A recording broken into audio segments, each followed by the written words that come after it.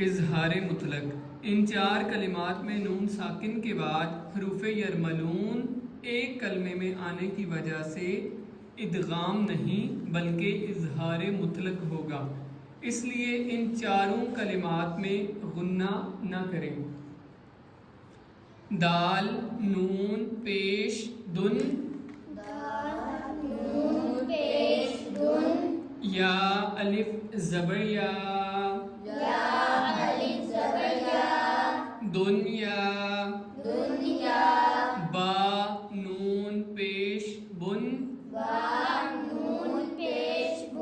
یا الف زبر یا، بنیا،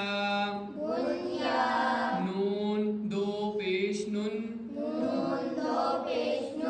بنیانن، صاد نون زیر صن، واو الف زبر وا، صن